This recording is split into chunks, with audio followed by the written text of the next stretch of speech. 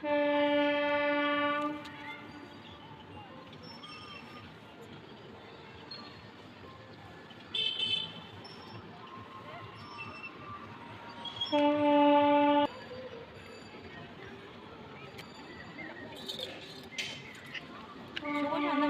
Good evening বলে আজকের ব্লগটা শুরু করছি। আজকে শিবরাত্রির পরের দিন।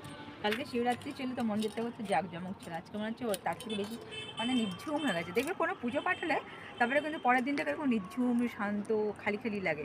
তোমাদেরও কি এরকম মনে হয়? আর দেখো আমার গাঁদা ফুল, তোমাদের চন্দ্রমল্লিকা তো দেখিয়েছি, এবার দেখো বেশ অনেক গাঁদা ফুল হয়েছিল, কিন্তু গাঁদা ফুলগুলো দেখো শুকিয়ে গেছে। এগুলো তুলে নিবি, কি সুন্দর গাঁদা ফুলগুলো। আমার বাড়িতে এইটাই বহু বছর থেকে মানে এটাই হয়ে আসছে। গাছ শুকায় হয়, এগুলাই হয়। আর দেখো এর মধ্যে একটা লাগিয়েছি, এর মধ্যে তো অর্ধেক, এগুলাকে আবার রেখে দিলে বিচন হয়ে যাবে, এগুলার থেকেই আবার গাছ তৈরি হয়ে যাবে। এইভাবেই রেখে দিই, প্রতি বছর এইভাবেই গাছ হয় আমার, গাছ কিনতে হয় না।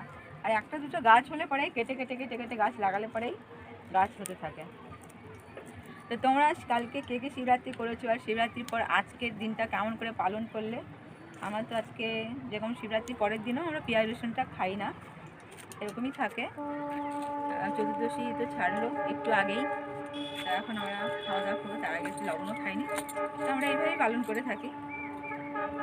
আর দেখো এখনও অবধি কুয়াশা কুয়াশা, সন্ধে সন্ধে হচ্ছে কিন্তু পুরো কুয়াশা কুয়াশা পড়েছে, দেখতে পাচ্ছ? পুরো কুয়াশা হয়ে আছে, মনে হচ্ছে যেন কত কিছু। ঠান্ডা তো কটা দিন আছে, তারপরে তো আবার সেই গরম গরম পড়বে বলো।